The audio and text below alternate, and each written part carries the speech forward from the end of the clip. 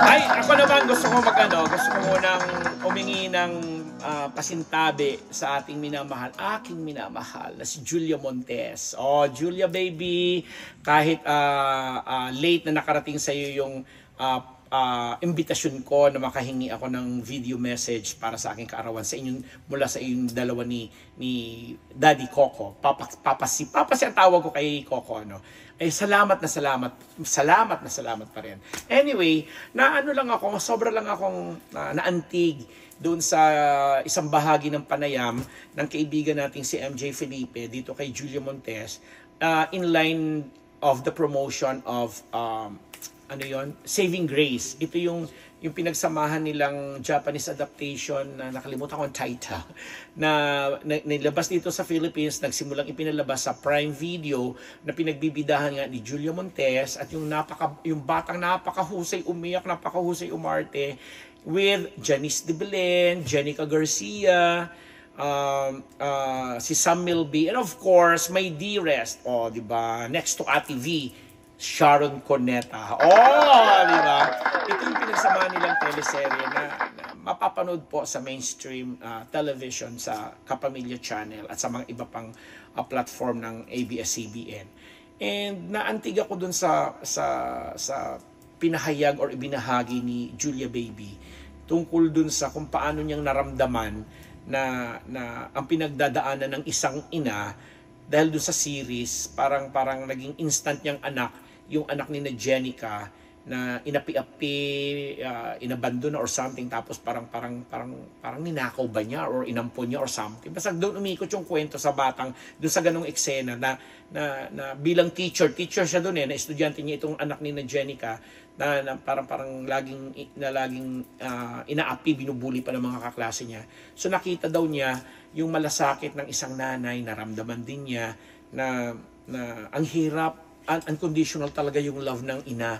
And sa pagbabahaging yun ni Julia, syempre nag-1+1+1 na naman ng mga netizen na syempre nanay na siya, kaya siya nakaka-relate. I'm sure naman hindi naman dinideny yan, o hindi ba lang talaga siguro panahon para isa-publiko yan. Although alam naman nating lahat na meron na silang sabi nga ni Willie Revilla, may mga anak ni Papa C, ni Coco Martin. But anyway, ang maganda doon sa sinabi kasi ni Julia is yung motherly love na walang sukatan, walang inaabot, walang hangganan, kasi lahat ay gagawin ng isang ina para sa kanyang anak. Na syempre pa ako bilang isang nanay at tatay at nanay, nararanasan ko yan. Nakarelate ako doon sa dialogue na yun kasi ako rin po ay mga challenges na mga pinagdaanan sa aking anak. Pero tama yung sinasabi nilang hindi mo mapafathom o hindi mo masusukat ang klase ng pagmamahal na ibinibigay ng nanay sa kanyang anak, particular nga ng nanay, di ba? And of course, to be fair, to be balanced naman, syempre yung tatay, iba rin kung magmahal sa anak nila. Pero yung nanay kasi, iba, kaya nga hindi kayang i-explain in words ni Julia during the interview, yung kanyang saloobin. Pero ramdam na ramdam mo bilang isang ina ang kanyang tinutukoy at alam din niya, nakaka-relate siya bilang isang nanay. Yun lang yung gusto kong puntuin dito sa episode na to. Kasi, sabi nga natin in the previous episodes, unti-unti nang ini-introduce or pinapakilala or hindi naman kinukondisyon but binabalansi nila ang sitwasyon nila ngayon ni Papa C or ni Coco sa kanilang pamilya. Kasi syempre kung may maitatabi ka nga naman na konting privacy kahit konti para mapaproteksyonan mo naman yung mga minamahal mo, hindi naman taga-showbiz, gagawin mo syempre. Yun siguro isa sa mga tinatawag nating motherly love na ginagawa ngayon ni Julia. Pero ang maganda dito, in the practice of her profession as a good actress, talagang, alam mo yun, hindi lang sa performance, sa klase ng performance niya na ipapakita ang husay niya, kundi maging sa papanalita. At mararamdaman talaga natin bilang nanonood tayo ng mga ganong klaseng panayam na mayroon siyang naiintindihan at nauunawaan sa sinasabi niya. Diba, ang saya lang. So maraming salamat ulit sa mga Coco Jewels na laging sumusuporta sa amin. Sabi ko nga sa inyo, papapasok na ng book 2 ang Coco Martin Batang Quiapo. Finally, nabuking na si David.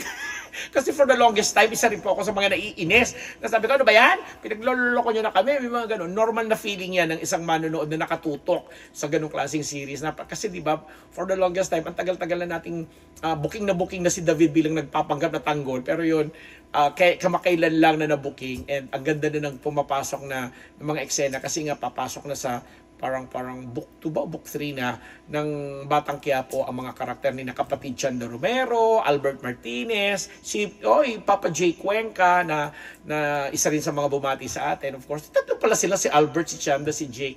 At mga iba pang papasok dito sa series na ito kasi nga syempre may mga mawawala na naman sa eksena.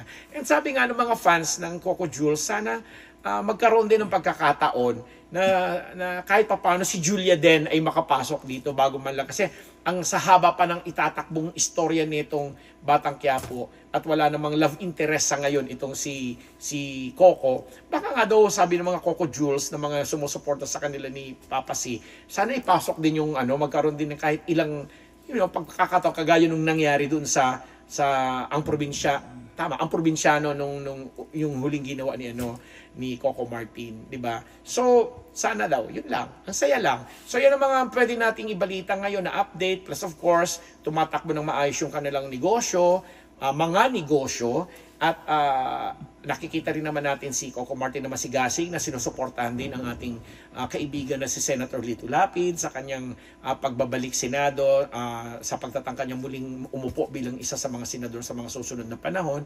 So makikita mo yung klase ng friendship nila kasi talagang kumbaga parang itinataya din ni Coco Martin ang kanyang pangalan, ang kanyang imahe, ang kanyang reputasyon, integridad para dito sa isang kaibigan na of course si Senator Lito Lapid na nakilala natin sa ang probinsyano at saka dito sa Batang Quiapo bilang si Supremo. O di ba? Again, Julia Montes, Coco Martin at lahat ng mga Coco Jules fans, ang mga sponsors po namin, ang Ideal Vision, paulit-ulit kong pinasasalamatan, Dr. Jessica D, pati na dyan sa branch po nila sa SM Masinag Antipolo, tapos ang CIMAS Philippines, ang One Dental Clinic ni Dr. Pong Magtibay, si Dr. Jess Solis ng Gorgeous Smile, ang Faces and Curves, Dr. Sheila Ricasata and Dr. J. Ricasata, ang mga staff nila dyan, kay Joe, kay Norvs, kay May at saka kay Nicole, maraming salamat sa pangangalaga at pag-aalaga sa akin. Ang mga kasamahan ko dyan sa Marites University mula kay Dean Junardo, kay Rose Garcia, kay Mr. Fu at sa lahat ng mga staff at mga writers natin dyan, director natin dyan, kay Don Parillas ng Sunbox. Sabi ko nga sa inyo, ang Sunbox na matatagpuan po yan sa NHA Road dyan sa De La Paz, Barangay De La Paz, Antipolo City, katabi ng Neuro gasoline station na pagmamay-ari nina Emil at Lilibet Salas. O, di ba kabisado ko na silang lahat. Colonel Jun Di Mayuga, maraming salamat sa iyo. Magkikita rin po tayo very soon. At saka mga lahat ng mga kapwa ko, Uragon, kay Serge Colombo ng TESDA, kay Ned, sa isang school na kaibigan natin, si Manla Lane at mga kaibigan namin diyan. Sabi ko nga sa inyo very soon, ang ganda ng collaboration namin sa isang production house. Mag-iibang anyo ang Unbearable Channel. Hindi man ngayong Pebrero, malay natin sa Marso. Ako ang inyong lingkod, Ambet Nabos po. Nagpapasalamat.